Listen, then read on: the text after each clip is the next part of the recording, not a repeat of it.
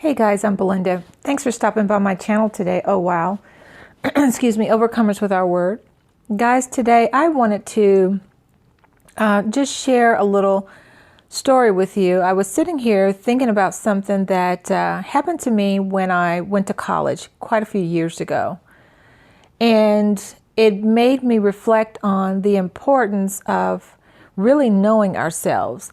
Sometimes with all that we have going on in our lives, there's so much coming at us externally that acts as detractors. They act as distractions, things to knock us off of our course. And sometimes after we get knocked off of our course a time or two, we kind of, take those bumps and bruises, but it takes a little something away from us every now and again if we're not careful, and it starts stripping away at who we know ourselves to be.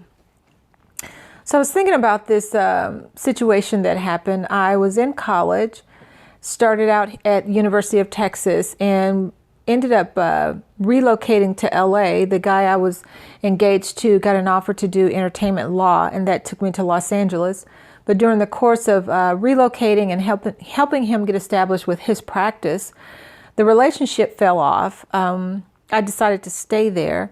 I eventually met someone else, married. And during the course of that marriage, now I'm trying to maintain my individuality within this union that I've created with someone. And sometimes if you've not partnered with the right person, that can bring about conflicts. I was wanting to finish my degree and kind of move forward with my life, and next thing I know, I'm having, marital problems. I end up going to New York for a vacation. And while I was there, ended up falling in love with New York, the energy of the city, the pulse. And I decided I wasn't going back to LA. I got a job, got a place, eventually completed my divorce from there. Met a new guy and was in a great relationship, and now I'm thriving again. Work has been going well for a year or more. Now I'm in this relationship. But then that old nagging feeling came back again of, you've not completed some goals that you started out on. So now I'm back to this, wanting to finish up my business degree. So I was attending night school, working full time during the day.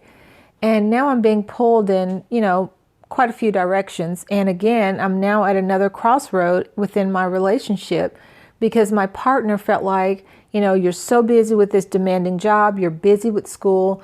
Weekends, I was either drained or doing projects or just trying to rest, that he felt like he wasn't getting the time and attention he deserved.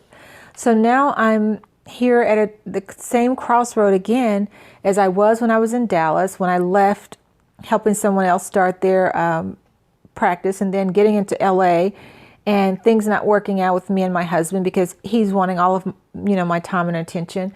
And now here I am in New York being faced with the same situation. So I'm like, okay, where can I go that doesn't have a whole lot going on? I won't be so distracted and I can finish this degree. Well, I came back to Texas, re-enrolled at University of Texas where I started out at to finish this degree. I take on a full load because I kind of do everything with a lot of gusto, and sometimes it's not the best way to do. As an Aries, I'll go in to work out, and I haven't worked out in a year, and I'll go in there like I've been working out for the past 6 months, because I'm all about trying to get in and, make things happen. Well, I take on a full load. I'm also working full time, going to school now full time at night, and I happen to enrolled in a business calculus class and heard the reputation of the professor that she was the toughest professor in the department.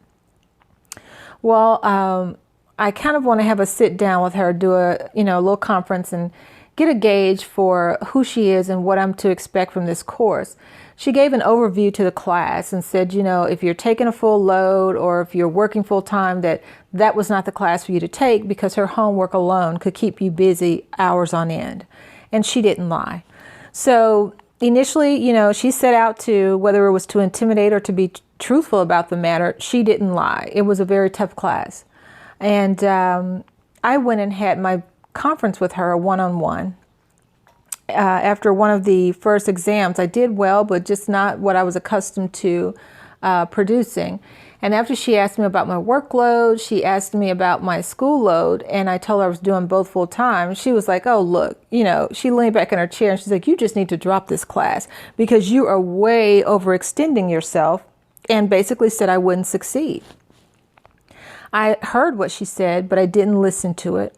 I kindly took my materials, I went off, and I did what I needed to do to get the resources I needed to help me succeed in that class. Long story short, midterm is coming around, and I'm feeling very confident in this class at this point, obviously because I haven't dropped, and took the midterm and was feeling excellent about, the test. I turn it in. A week or so later, I come back. We receive our results shortly before winter break. And to my shock and dismay, I received, maybe a D or an F. It was like the first time I'd ever seen that in my life. So I'm like, what happened? I went over the exam over and over and over again, re-answering those questions, refiguring them out. Then I had my ex-boyfriend in New York who was like a math whiz. I sent some of the problems to him and I said, you work them out and see if you can come up with, a different answer. And he was still coming up with what I did. Finally discovered the error wasn't with me. It was with the professor. Either her key was wrong, her grading, something. Take it to the professor. And she realizes, yes, she gave 2 sets of questions, 2 sets of exams, and graded mine from the other key.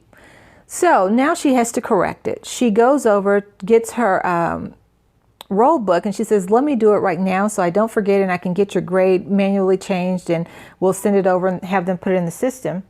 So she says, what's your name? As she asked me my name, I didn't give my name that my parents birthed me. I said, I am way overextending myself. She turns around, she says, excuse me? And I said, oh, you don't recall. I'm the student that had the conference with you at the beginning of the year and told you I hadn't been in class, enrolled in class for quite some time and was finishing up a degree. And you, told me to drop your class because I was way overextending myself. She kind of looked at me for a while, didn't really know what to say. She became a little flushed in the face, and then she went ahead and changed the grade. And I felt proud within myself, not because I was able to make that comment to her, but because I was able to do what? Rise to an expectation, to a standard that I had set for myself. Guys, there are so many people that will come at you and tell you what you can or cannot do. And they will only be right if you do what? Not do what they say you can or cannot do. Only you can set that standard for your life. Only you can. I had always set myself these high goals of achieving. And anytime somebody told me I couldn't do something, then I was always all the more, encouraged to do that thing if it was something I truly had my heart set on doing.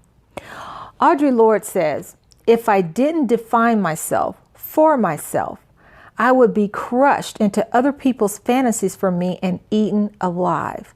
Guys, in this day and time that we're living in, things are getting tougher. And they say only the strong will survive. I want to say to you, sometimes we are living by and defined by other people's words for our lives, and we're living through their dictionary. I would say to you today, spend time with yourself. Look at some of the things you've gone through in your life, and then what words would you use to describe yourself? Resilient, bold, brave, courageous, graceful.